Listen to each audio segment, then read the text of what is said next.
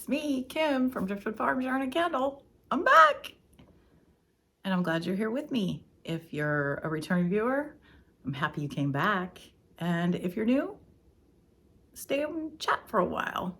This is a knitting,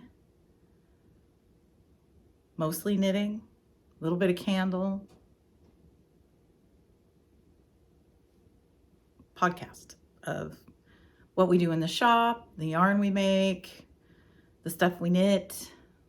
So I hope you'll join us. I have a little bit to talk about today. Some fun things and some new things and some really new things for me, things I've never done before that I tried this last couple of weeks. So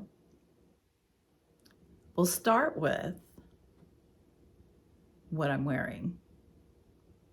This gorgeous sweater, I've shown this before on the podcast, is my adult poppy cardigan by Fox and Folk, and it dropped yesterday. So the pattern is now available at foxandfolk.com and on Ravelry, I believe. That's where you can find it. You can find Fox and Folk on Instagram and it'll take you right to the pattern. This sweet little retro sweater was such a fun knit. I can't tell you how much fun I had knitting this sweater.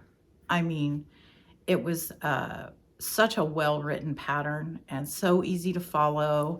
And it's got a little bit of color work, but it's not, it's just enough color work to kind of keep it interesting. And then a little on the sleeve, a little on the, just above the ribbing. Yeah. And it's just enough to keep it interesting. It's kind of a classic retro fit cardigan. It also comes in a children's size. There's the Poppy Kids cardigan and the Poppy Adult. This is the Poppy Adult.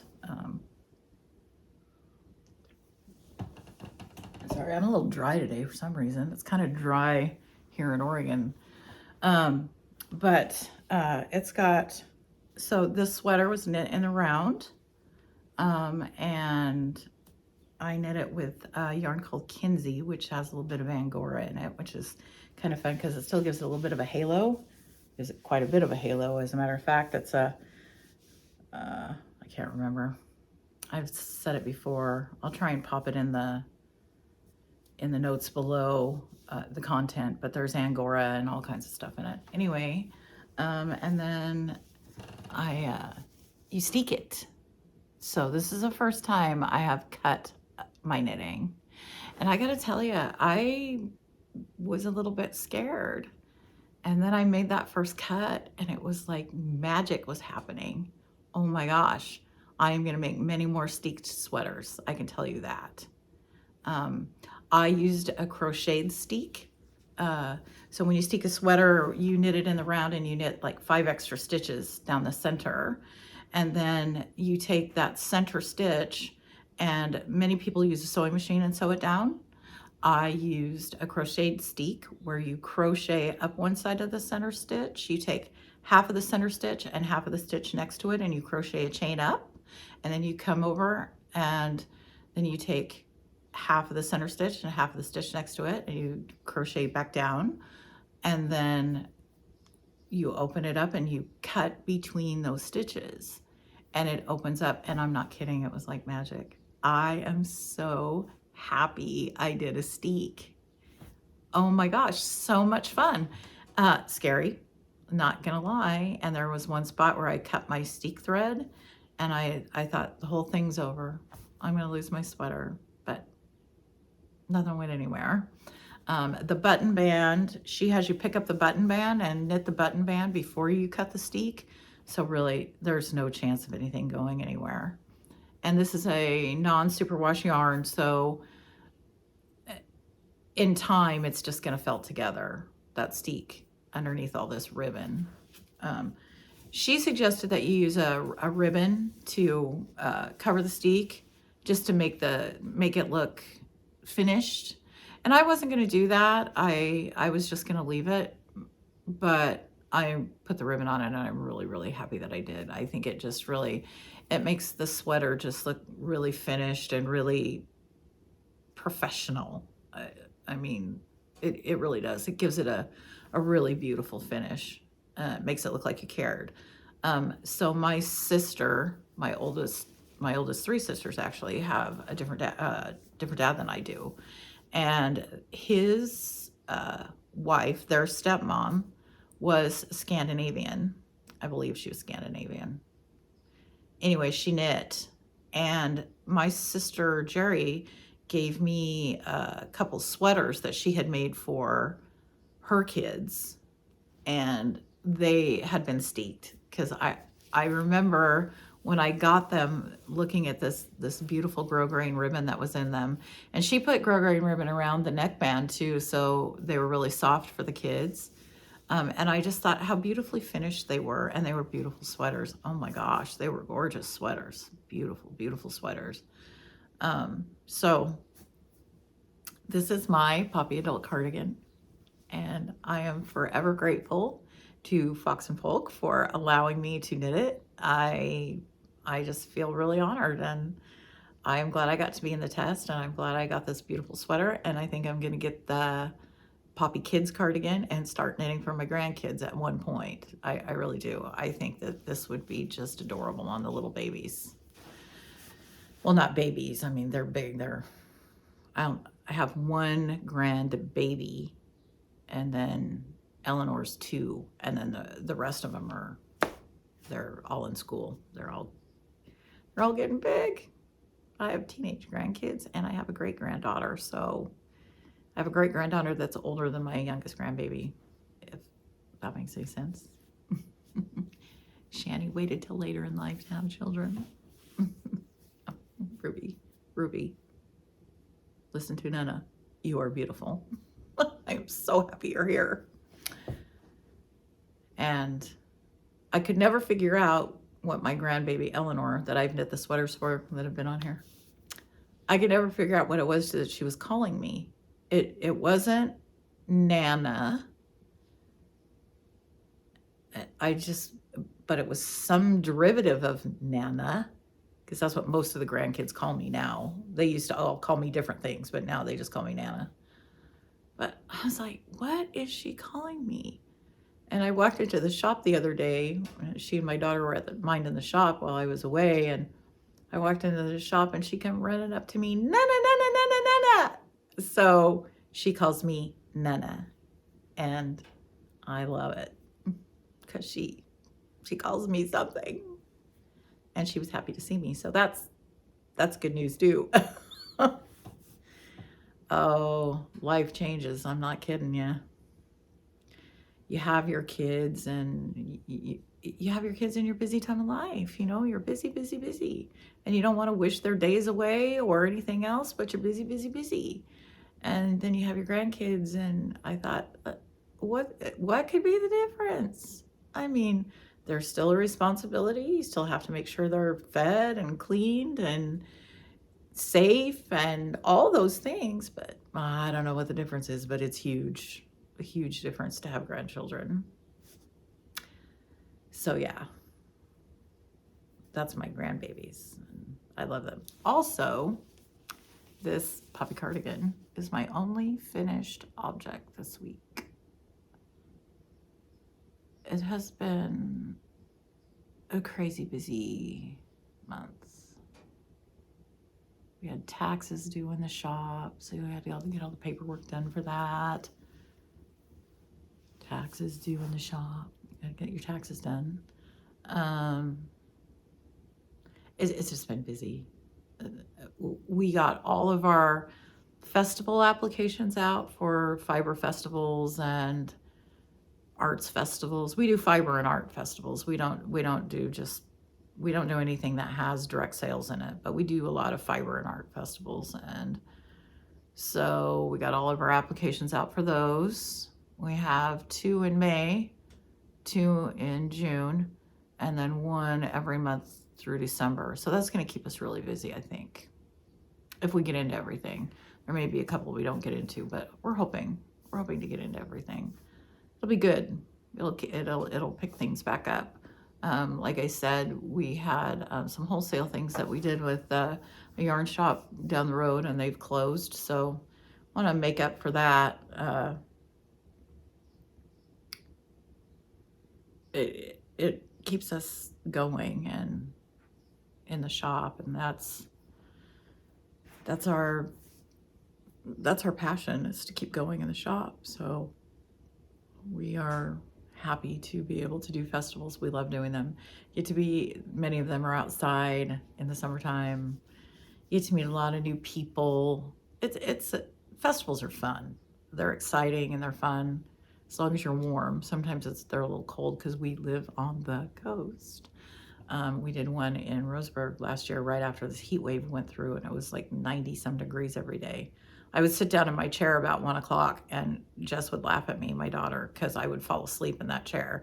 People would come into the booth, I'd be sleeping away. I couldn't help it. It was so hot outside.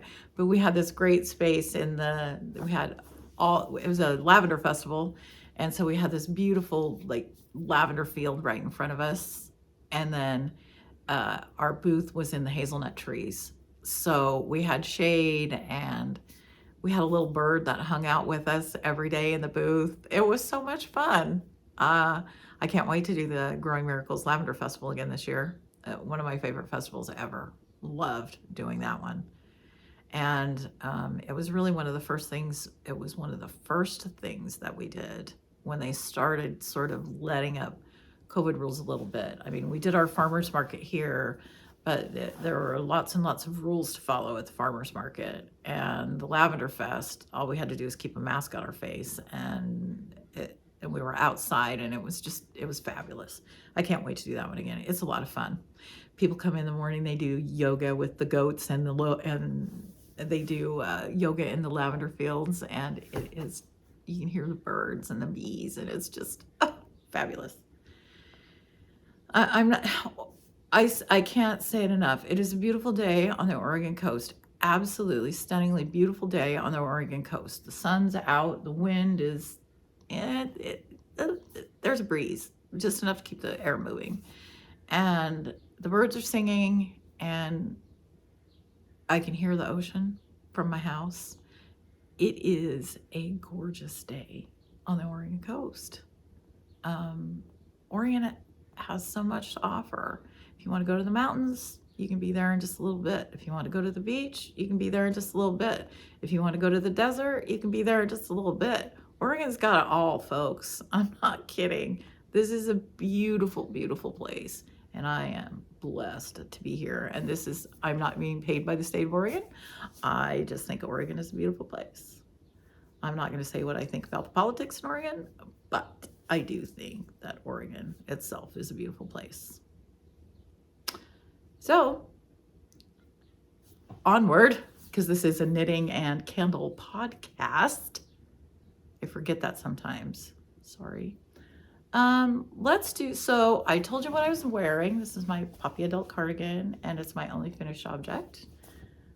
Let's do what am I burning? Because last podcast I didn't burn anything. This time I am. Jess is the candle maker, and I hope someday she'll come on the podcast because she's very, very, very talented. These candles that she makes, you guys, are to die for. So I had my birthday in January, and Jess has a line of candles it's a zodiac line, and this is my candle. This is Aquarius. It's a 16-ounce candle in this beautiful, beautiful frosted glass jar, green. And what Jess did for these is she took all the elements. See, there's earth, water, air, and fire are the elements of the zodiac, and there's 4 signs in each element. I happen to be an air sign, even though my sign is Aquarius, which is a water bearer, so it makes no sense, but I am an air sign. And so she took elements of the air, and then she took elements of water, earth, and fire, and added them to scents to scent these candles, and this is so clean and so fresh. I love this candle. And if you're a Virgo, I can tell you right now, we're probably out of your candle. I don't know what it is about you Virgos, but you just are eating these things up.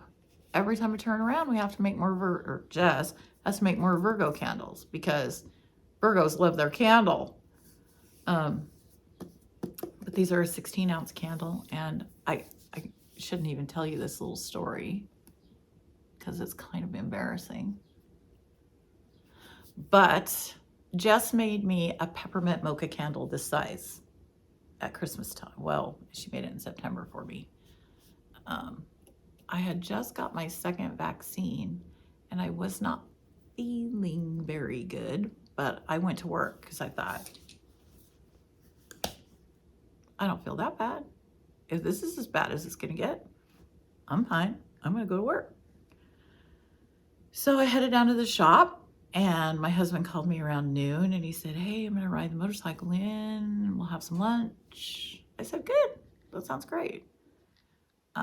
We live about 15-20 minutes from the shop. By the time he got there, I had a raging fever and I couldn't get warm. I was sicker than a dog. So he said, you're leaving. We're locking up the shop and you're going home. And I didn't want to lock up the shop and go home because I usually don't do that. But I didn't have any choice. I needed to leave. I was sick. So off I went. I came home and I went to bed. And at the time, we were doing the farmers market. So our shop was only open Thursday through Saturday. So I didn't get back down to the shop till I may have gone down there on, no, I didn't go down on Wednesday. I had everything packed up for market. So it was Thursday morning. I went into the shop to open it up. And I realized that Saturday morning, I had lit my peppermint mocha candle. But Saturday when I left, I didn't blow out my peppermint mocha candle. So it sat in the shop and burnt until there was no wax left in this jar. The only thing left in it was the wick tab. When I went in Thursday morning, the jar was still warm. So the candle had not gone out very long before I got into the shop at about 9:30 Thursday morning. They burn forever, folks. And as long as you let the wax melt all the way to the edge every time you burn them, they will not tunnel. So you'll burn all the wax. Nice candles. Love them. That's my candle testimony. Don't tell anybody though. I don't burn candles in the shop anymore. I don't want to burn it down.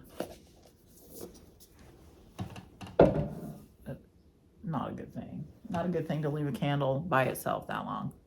That was sort of an accident. I'm gonna blame it on COVID. That seems to be the way that you do things now. If you can't get things done the right way, you just blame it on COVID. So that's my COVID story. What should we talk about? Oh, I know. So do you guys keep a knitting journal? Because I think I'm gonna start. One time I bought myself a sketchbook and I thought I can use the sketchbook and I can have little pictures of my finished object, and I can have little swatches of my yarn, and I can keep a diary of what I've knit. Because honestly, I've knit things and I forgot all about them, and then people have said, you remember when you knit? And I'm like, oh yeah, I forgot about that. So I think I've got this little leather bound journal. Isn't that gorgeous? I love these. We sell these in the shop. I love these journals. Absolutely love them. And they've got art paper in them, so you can use pen, you can use pastel, you can use watercolor, you can use whatever you want in them. Really nice, beautiful paper. So I think I'm going to turn this into my knitting journal, and I'm going to start documenting some things. You know, you can get those little printers. My granddaughter had one. She turned me onto them, and I think I really want one that will print like a little picture straight from your camera, like a 2x2 maybe. And they print a really nice picture right from your iPhone or Android phone, whatever you have. And so I think I'm gonna start a knitting journal. We'll see. Now that I've told you, maybe I better, you know, hold me accountable a little bit. It seems like I have all these ideas of things I want to do, and life just gets crazy, and I think, oh, I'll do it tomorrow. I'll do it tomorrow. Oh, I really need to get that done. I'll do it next week. And pretty soon it just doesn't get done. And this is my year of getting stuff done. I need to get some stuff done. I need to hold myself accountable for some things. And so this is my year of sweater knitting, garment knitting. I think I tend to knit a lot for other people. Not because they ask me to knit for them, because I always say no when somebody says, hey, will you make me one of those? Because if I have time, fine. If I don't, then I don't want anybody thinking that I'm blowing them off because I didn't knit their socks or something. I always say no to that. But if I'm knitting something and I love you, then I give it to you because I love you. But I don't often knit for myself. So this was really fun because I knit this solely for me. Yeah, I've got another test knit coming up. I'll talk to you about that in a little bit. And I bought myself some patterns. When I was in high school, I was a pretty good tailor. I had taken a lot of advanced tailoring classes, and I knew how to alter a pattern to make it fit. I really enjoyed tailoring. I thought it was a lot of fun, and I knit for myself sewed for myself quite a bit up until my second daughter was born. And I sewed quite a bit after she was born. My third daughter, I made her all kinds of baby clothes. I sewed like a fiend while I was pregnant with her. And then she came out 8 pounds, 14 ounces. And I think she got to wear them about once or twice because she was so big. She was huge. I was used to barely 7-pound babies, and she was huge. So the last thing that I have sewn for myself to wear, or for anybody to wear for that matter, was in 1989. I sewed half of my wedding dress, and I hired someone to help me do all the sewing for the wedding, because we made my dress, all the bridesmaids' dresses, and dresses for all of my daughters, her daughters. Yeah. So I sewed Shannon's dress, my daughter Shannon's dress, her little dress for the wedding, and I sewed Jess's dress for the wedding, and I sewed half my wedding gown.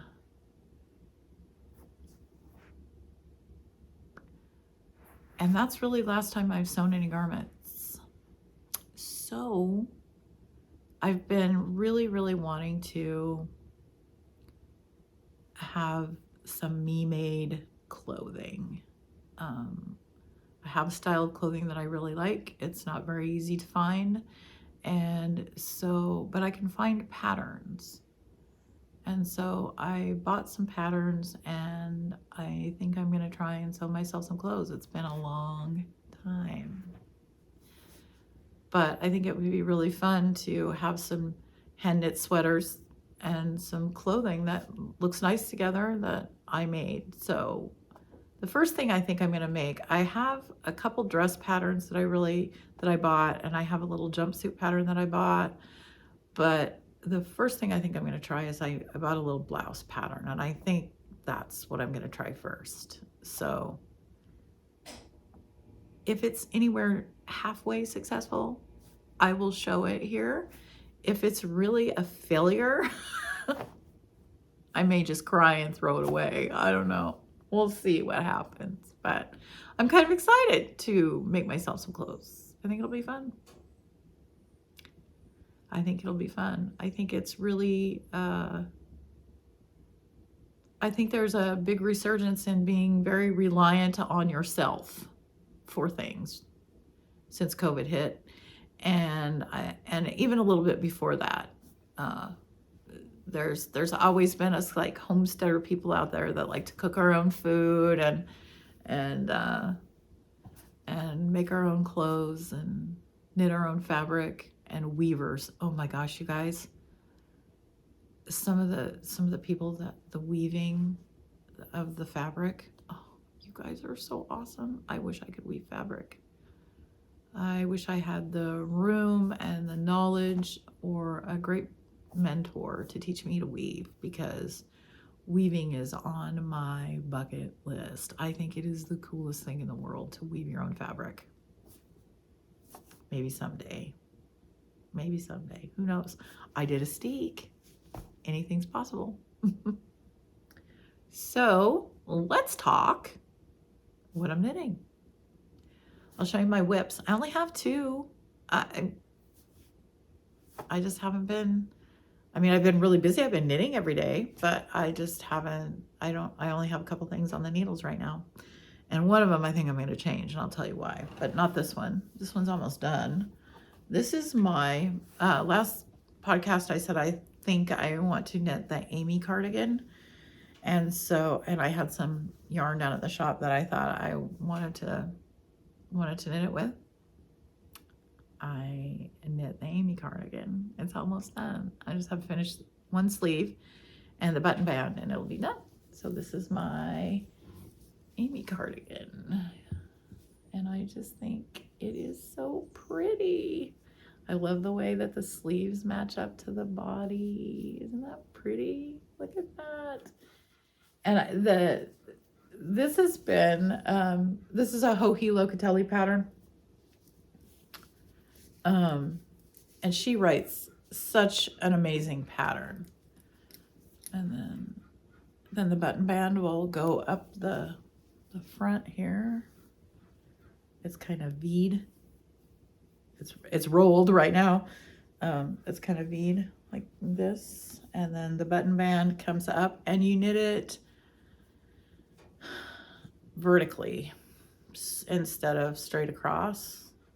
You knit up and around and up and around.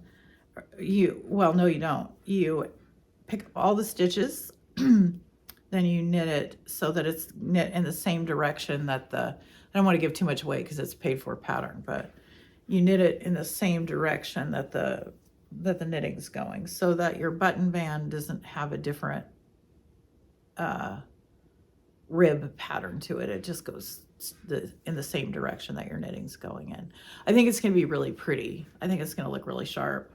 Then you knit around the neckband here, and then back down. So I'm excited. I'm excited to see where it goes. I just think that this pattern has been strangely, it's all stockinette stitch, and I knit it in fingering weight yarn. She knit hers in a sport weight. So I just went up a needle size, and I got gauge fine. So I'm knitting it one needle size bigger than the pattern calls for. and I got gauge fine. It says that you can knit it in a sport weight or a fingering weight, and so I knit the fingering weight because that's what I had. I didn't have enough sport weight that I wanted to put together. I have a little bit of sport weight in the shop, not much, but I've been looking at these colors and I thought they would be so fun to put together and make a sweater out of.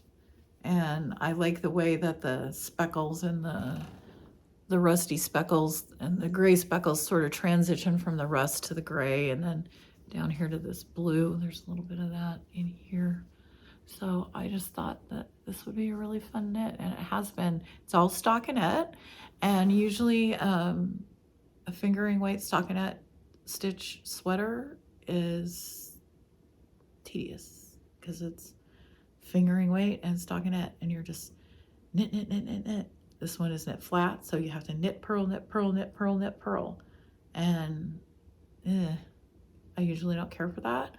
And I don't know if it's because there's a little bit of something going on a lot, you know, because you're decreasing over here to get this V, and you're making your armhole, so you're doing something a little bit here on each side, and then you get to past where you're decreasing and you're just stockinette stitching. That's it. You're not doing anything else until you get down to the ribbing, and I'd rather stockinette stitch any day than do ribbing. But I don't know if it's because every 5 inches for this size, every 5 inches you change colors. For other sizes, it's not 5 inches, but I don't know if it's because every 5 inches you change color or what it is, but I have just had a blast knitting this sweater. I have had a little bit of trouble getting started on the second sleeve.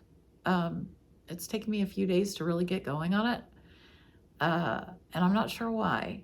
I started it at knit night, but I wasn't paying attention and I messed it up, so I had to take it out, and I hadn't got very far, but still I had to take it out. And I don't know why it's taking me a while, but I'm going on it now and I'm fine. Sleeve Island is one of those things I either feel like I'm abandoned on Sleeve Island and I'm never ever gonna get off, or I don't mind it at all. It's like, I'm all by myself. I could just knit. I don't know. Sleeves are one of those things I either love them or hate them. I have a love-hate relationship with sleeves. I don't know. It's like second sock syndrome. I really don't get second sock syndrome. I can't talk today very often because I like knitting socks. So I don't usually get second sock syndrome very often, but sometimes I do, and sometimes it takes a while to make that second sock. I want to get this done because I want to wear it. I really, really love it. I think it's going to be really fun to wear. It'll be a really nice sweater to like wear at the festivals and stuff when it's kind of cool on the coast. I really do want to wear it. So I'm looking forward to getting the second sleeve finish and getting the button band done. And I think the button band's going to be really fun just because it's not going to be your traditional button band. It's going to be something different. I've knit a button band like this before. It's not anything I haven't done before, but I think it'll just be fun because it's different. And every now and then you need something different to do, because really, let's face it, there's 2 stitches in knitting. It's what you do with them that make the difference. And this one, you just knit and purl. You don't do a whole lot with them but it's been a fun knit. Maybe part of it is because I can just sit here in the evenings and knit and not really have to focus too much, except keeping track of my decreases in the sleeve. There's really nothing to do except knit, and they're not on there now, but very soon I'll put them on an 8-inch circular needle and just go for it. 8-inch circular needles. Let's talk about those just for a minute. or 9-inch circs. A lot of people knit socks with 9-inch circs. I got a set because I'd heard so much about them, and this is before I had a yarn dyeing business or a shop. So I'm going to say probably around 2017. 2017, is that the year we started? 2018? I can't remember. 2016 or 2017, I bought a pair of 9-inch circular needles, and I did a knit along that was specific to 9-inch circular needles. It was like a helical knitted sock. Really cute socks. They turned out really cute. I fought those stupid needles like a mad woman. I had a death grip on them, and my hands hurt so bad. The second sock, I knit with 2 circs, or I might have even knit it with DPNs. I can't remember. I didn't knit it with the 9-inch circular needle. I thought, these things are horrible. I am never going to knit with this again. And I had mentioned to my daughter that I wanted the little Chiagu set of the 2-inch and 3-inch needles that they go from like a 0 to a 3, or a 00 to a 3, or something like that. Because I thought it would be fun to try them. But and then I tried the 9-inch circ, and I hated it so much. I had a bamboo one, and I still don't like it. The metal ones I like a lot better. So my husband always asks my daughter, what can I get your mom for Christmas? And so she always helps him. Hey, Pa, I know what Mom wants for Christmas. So she helps him. So I got that set of needles. And I thought, yeah, just what I asked for. What am I going to do with these? I hate knitting with them. Now I have a set that goes from 4 to 8. Size US 4 to US 8. And I love them. I love them all. The little teeny tiny ones and the great big ones. You have to learn how to hold them. There is a secret to holding these needles. And once you figure that out for yourself, they are a wonderful tool. They really, truly are a wonderful tool. They make sleeve knitting so much easier. I just hate magic loop because I hate fiddling with the cord. 2 circular needles is better than 3 DPNs, but still you're fiddling with cord and needles all the time. Every few stitches, you're fiddling like constantly with cord. And it just slows you down. And so these, you just knit, man, you can just speed through a project because you don't have to fiddle with the cord, but you just really have to learn how to hold them. The key to it, I believe, for me anyway, is relaxing your fingers. You don't have to have a death grip on them. I think my gauge is a little bit different with them. I think I'm a looser gauge when I knit with them. I'm pretty sure I'm a looser gauge when I knit with them. But, oh, I'm sorry. I'm not bored with you, I promise. It might be nap time. You have to relax your fingers. You just have to... I do a lot of this stuff with my hands because my fingers get so tired these days. But really, if you can learn to relax your hand and not have a death grip on those needles, they're a wonderful tool, a great tool. I love them. My next whip is Livy's hat. Can you believe I still don't have this silly hat done? I don't. So Liv brought me some yarn, and she said, this is what she wanted. And I was not paying attention to that yarn at all, except for the fact that it was black. And I kind of went, oh, Liv. So, but it's her hat, and she wants it. Liv is my granddaughter, and we almost share a birthday. So birthdays are big between Liv and I. We kind of try and do something special. We haven't been able to for the last couple of years because of COVID. So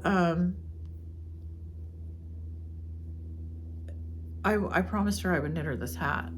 Now she picked black yarn, and it's so hard for me to see solid black yarn. That I said, can I add something to it? And she said yes, and she had picked out this pink furry pom-pom that she wants to go on the top, right? So I picked out this salmon-y pink yarn that I dyed. I really do love the color. It's a beautiful, beautiful color. And I added it to her black, and I did the Harlow hat by Andrea Mowry. I thought it's a little brioche hat. Brioche is fun. I thought she would like it. You know, this kind of ribbed thing in here. Brioche is so much fun. But I started looking at this, and I started knitting with it. And I didn't pay attention when she handed me this black yarn. This black yarn. I didn't pay one bit of attention to it. This is a new base that we have in the shop.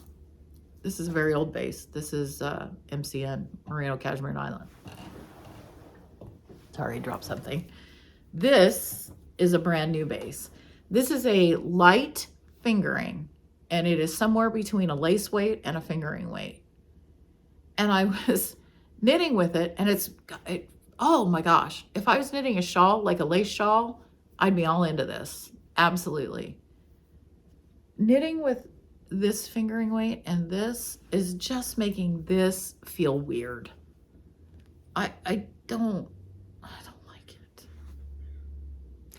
It's like the black braid going down the brioche is too light. I don't know. I just hate it. And I don't think I don't think Liv is gonna like it. I just don't. I don't think she's gonna like it. You know, this hat is completely reversible because it's brioche. So, you know, and one side will look more pink, one side will look more black, but I just don't think she's gonna like it. I think I'm gonna bag this. I'm gonna pull it apart, which brioche is not fun to pull apart. And I have one skein. We did for Halloween this last year, we did a Rocky Horror picture show Halloween advent calendar. And this was the full skein. And if you I don't know if you can see, but when you open it up, there's like a little bit of pink and a little bit of red. Can't really see it in this light, but there's like a little bit of pink and a little bit of red in here. And I think this is the only skein I have left from that advent calendar. And I think I'm gonna open this up and make her hat out of this. And I think I'm gonna make her like maybe,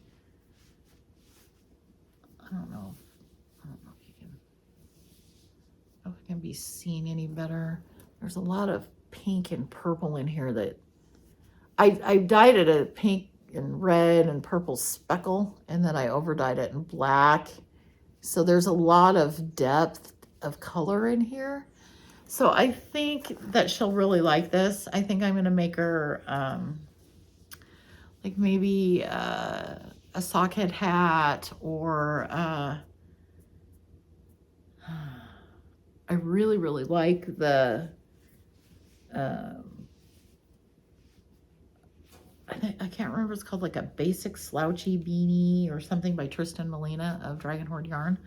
I really, really like that. I've knit a couple of those, and they have a really nice brim, and I think that she'll really, really, I think she'll really like that versus this, because I don't think she'll like this. So I think I'm going to, I'm gonna do something different. I may finish this, I don't know, and see how it turns out. I don't think I will. I don't know what it is about this. I think it's the different weights, or maybe it's just too much contrast. The blacks making the pink look a little dusty or sooty, or I don't know. Maybe it's just me. Maybe I'm just being hard on myself, because that's a normal thing for me. I don't know. I don't know, but I do know this. I don't really care for this. So one thing I have learned over all these years of knitting is you got to give yourself permission to just say, I don't like this. It was a good idea. I thought it was a good idea, but it's just not working out, and I don't care for it. So I'm not going to do it. And it doesn't make you, I think it makes you a better knitter to be able to look at your things and just say, that's just not working. It's just not working. I'm not going to do that because I don't like it, and I don't like knitting it because I don't like it, and I'm not going to punish myself to knit something that I don't like. I think that makes you a better knitter, and I think it makes you a better friend to yourself, right? And isn't that what we all need to be, is an advocate for ourselves and our own best friend? We don't need to beat ourselves up knitting something we don't like just because we started it. I mean, my goodness, you can unravel it and make it something else. So I think that's probably what I'm going to do. But I do think I am going to use this yarn for Libby's hat. I think she will like it better, and I think I will like it better. And I probably have some mohair around here that will go with it, and even a pink mohair would be really fun over this, you guys. Give it that hue, but not. So I think that's what I'm going to end up doing. Or Surrey. Surrey might not be as itchy on her head. Now, I will say this. Mohair doesn't bother me on my head. It bothers some people. It's itchy to some people. It's not itchy to me, but it is itchy to some people. So I don't know. We'll find out next episode. You guys, this is a segment that's never been on the podcast before because I don't do it very often, because every dime that I have goes into my shop. I have an acquisition. And I want to talk to you about it. So remember I told you that, sorry about the crinkle.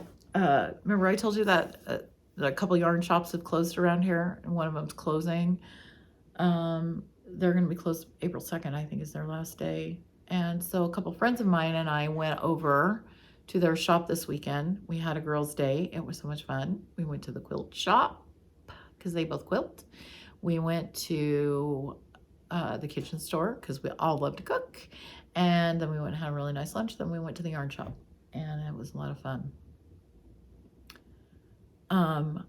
In my yarn shop, we have all natural fiber yarns.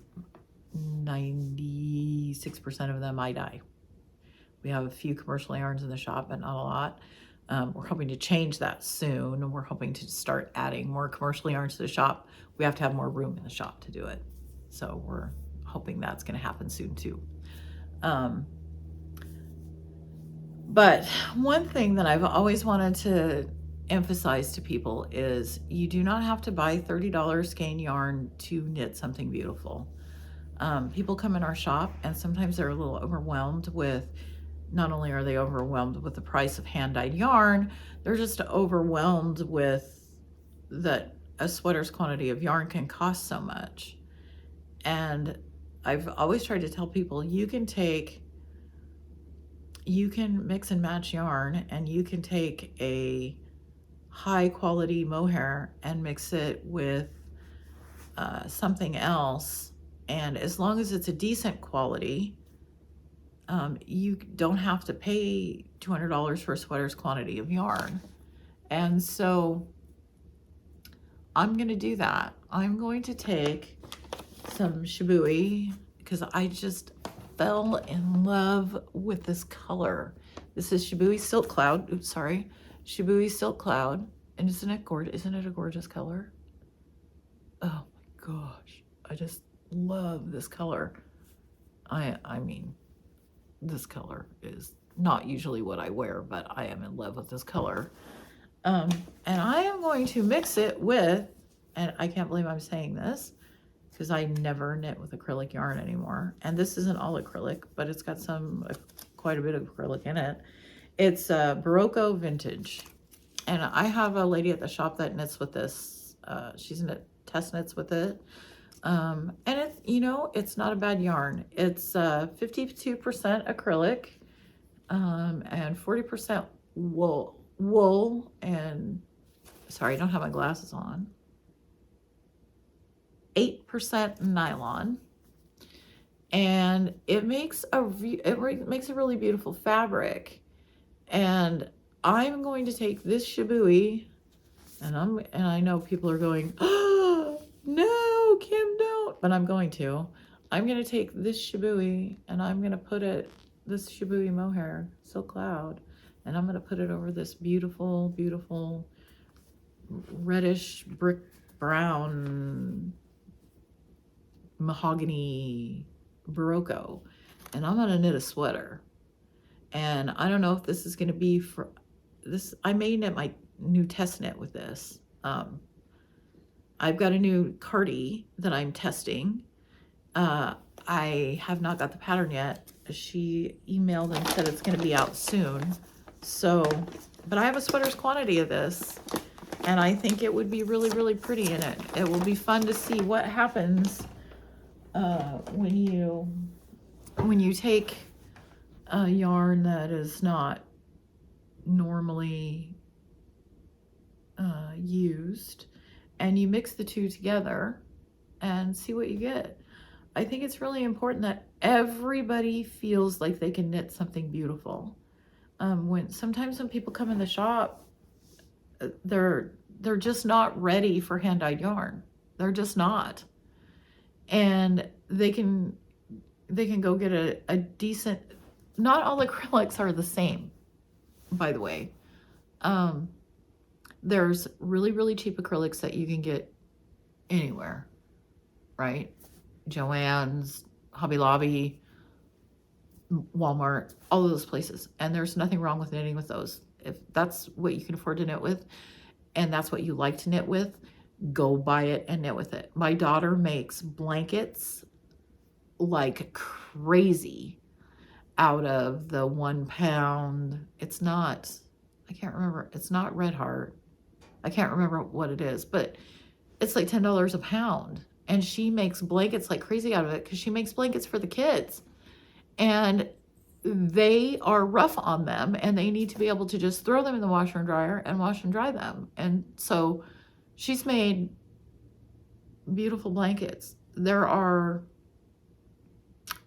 10 cousins. There are 10 cousins. Now there are 11 cousins, and Eleanor, who's the great granddaughter, and she's must be the second cousin, right? There's 12 of them now, and she 1 year made a blanket. She has not made Ruby's blanket yet, but she made a blanket for every single one of them. And they were not small, they were huge. And she made their zodiac sign, and they are beautiful. But she used inexpensive acrylic yarn, and they're just gorgeous. And the kids can beat them up if they want to, and they're fine.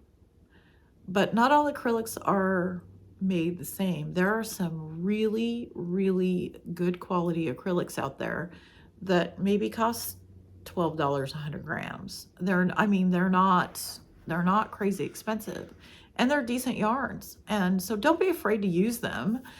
I mean, this whole thing of yarn snobbery, where you really aren't a great knitter unless you're knitting with natural fiber, that's ridiculous, people. I own a yarn shop. I dye hand-dyed yarn, natural fiber yarn, a lot. And if someone comes in my shop and they want to sit down and knit and they have acrylic yarn, I make them a place on the couch, I get them a cup of coffee, and they sit and knit. This is really important. We need to nurture the knitting in people. We need to nurture the creativity in people.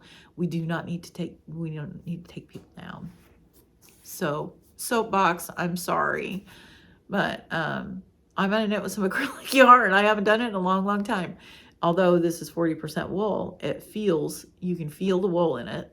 And I think it's gonna be a nice knit, and I'm excited to do it. So that may be my new test knit. I'm not sure. I got a sorter's quantity, so it may be something else. I don't know. I did pick out yarn for my test knit, and I'll show you that. Maybe, oh, this. So my test knit is supposed to be a DK and a mohair. And so this is what I got. This is what I picked out. This is called Glacier Stream, and this is a silk mohair on our breezy mohair base. Beautiful yarn. And this is a DK weight 8515, I believe. Yep. 85% merino, 15% nylon, superwash. This is a DK weight, and this is called Leapfrog. And I just think that these two together are going to be really, really gorgeous. This is going to bring out the blue in this, and it's going to lighten it up a little bit and give it a really pretty halo. So this is what I had picked out to test.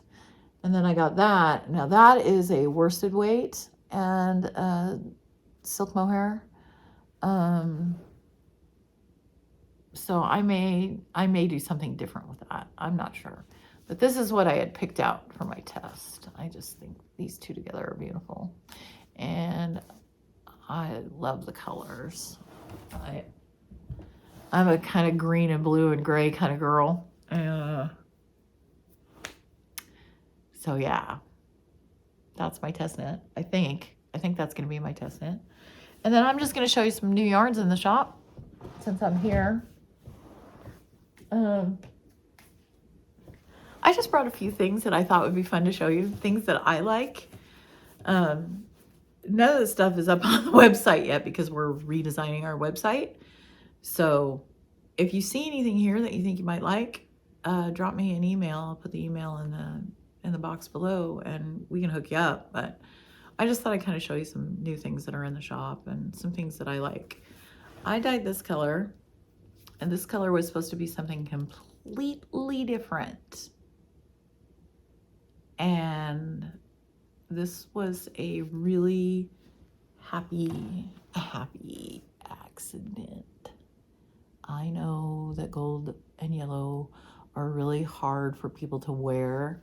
I, however, can wear the crap out of yellow, and I love this color. So I thought, I'm gonna make some mohair that color. So I did. Then I thought a couple weeks later, I'm gonna make some more of that gold on a DK base because this is a fingering weight base. And it did something totally different. It split and it looked really dirty and muddy. And I'm like, oh no, why doesn't it work? And I can't make it. I cannot recreate this. I wrote the recipe down. I did everything exactly the same. And I can't, it's not. I'm gonna try it one more time. I've tried it 3 times now. I'm gonna try it one more time. If it doesn't work, I'm done. But I love this color, and I thought it would be really pretty with maybe this speckle. This is called Plover.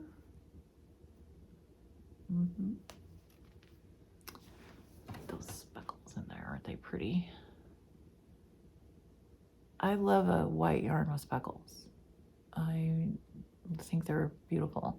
I was showing my yarn in a trunk show at a yarn shop, and the owner of the yarn shop did not like my speckles. She said she doesn't like white left in the yarn. And I kind of think white left in the yarn is really beautiful because it gives the speckles in it room to play. And sometimes the speckles are really crazy, so it's nice to have room to play. But that's her opinion. I told her, if you want me to make yarn for you, I will not leave white in the speckles. I mean, it's your yarn. I'll do whatever you want. But... And then I thought, what if I added this green to it? So if I had those three together, wouldn't that be pretty? Oh, I don't know what I would do with it. The green is called Myrtle. So yeah, I mean, I think that might be like a really pretty shawl, or be a really pretty sweater, some sort of sweater. I don't know what. Not sure yet. So those are, I think those are, oh.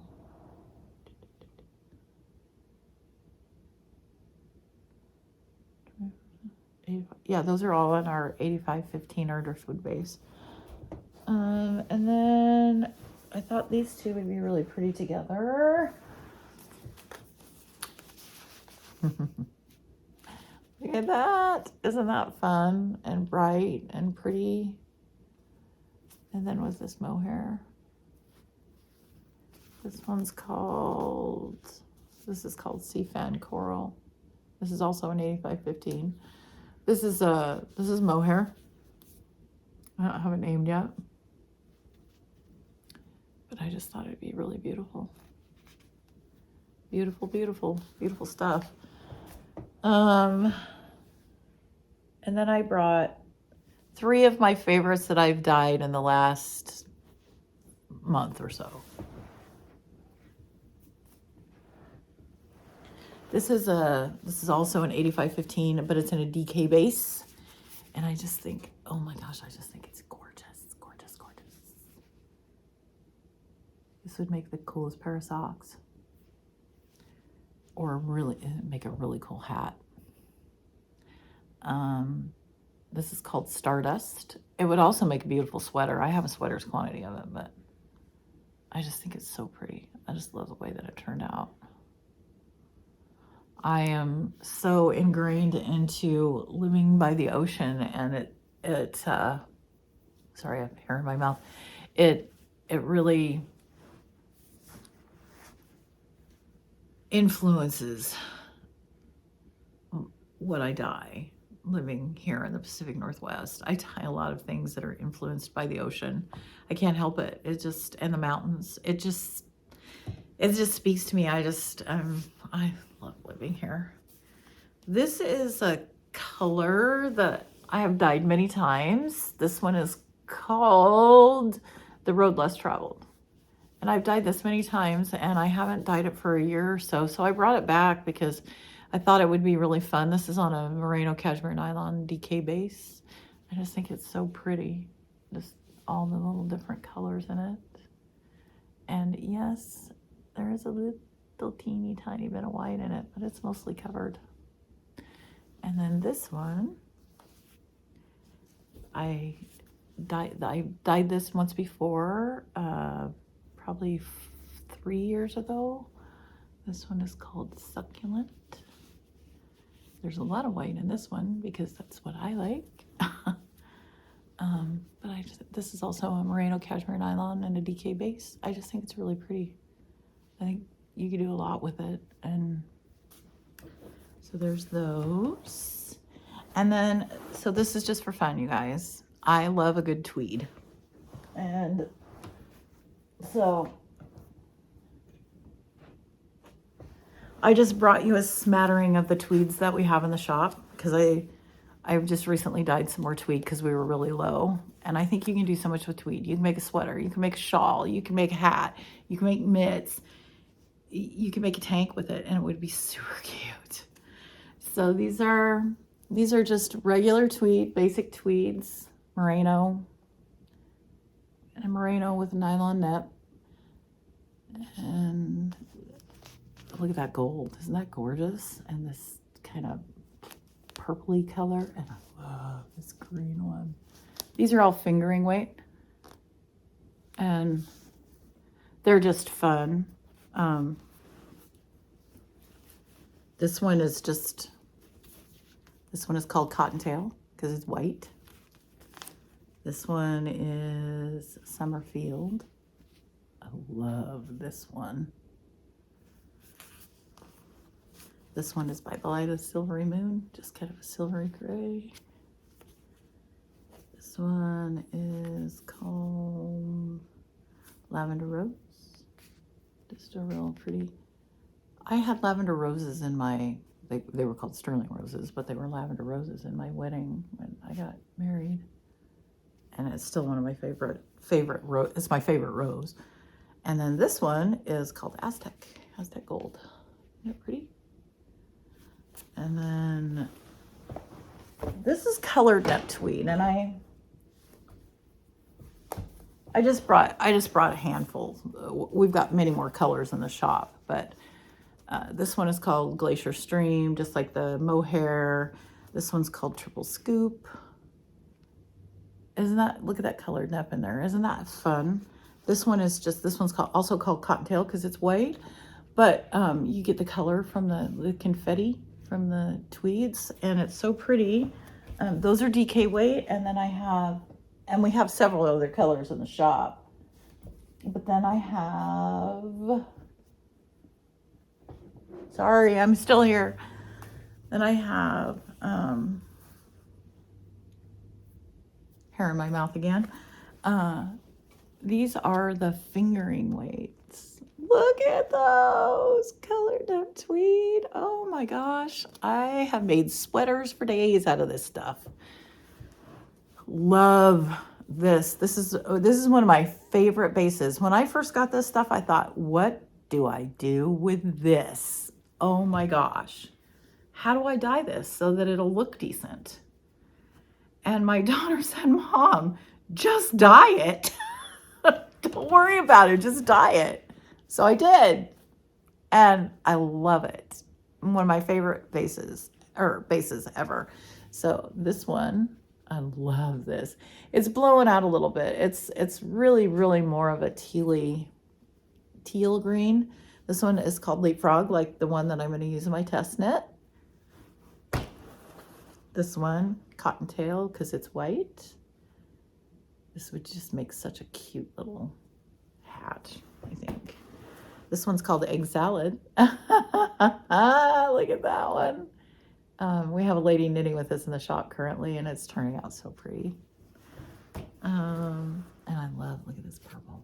Isn't that gorgeous? And, I'm going to show you something that's made out of it so you can kind of see how it works. And I love this bright purple. This would make such a gorgeous little sweater for a little kid. Just love this. This is called our boardwalk tweed, and it is 84% superwash merino, 6% cotton for the nep because it's dye resistant, and 16% cotton nep. Love this stuff.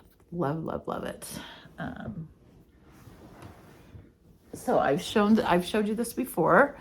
I think I showed it in the last podcast. This is my hipster shawl by Joji Locatelli, and it is knit with colored nep tweed. So when you knit with colored nep tweed, it isn't like it's like a little speckle in there. You just get little colored speckles. And when you pull back and you're looking at it from a distance, it's like, what? It just really catches your eye. It's just a gorgeous fabric. Colored nep tweed, you guys, you should try it. It's a lot of fun. It is a lot of fun. I think that's all I got for you guys. I've been here an hour. Sorry. It's so fun to talk to you. I'm so happy you're here, and I hope you'll come back. Hope you'll like and subscribe and all of that stuff. You can find me on Ravelry as Driftwood Farmers Yarn and Candle Co. My Facebook was hacked, so I'm not going to tell you what my personal Instagram is. Facebook sided with my hacker, so I no longer have Facebook and can no longer have Facebook because I went against their community guidelines. Although it wasn't me that went against their community guidelines, it was my hacker, but they chose the hacker because he changed my profile picture, my email address. He added a different country code to my phone number. So when I was trying to let Instagram know that Facebook know that I was being hacked, all of the confirmation codes were going to him and not me. It has not been fun.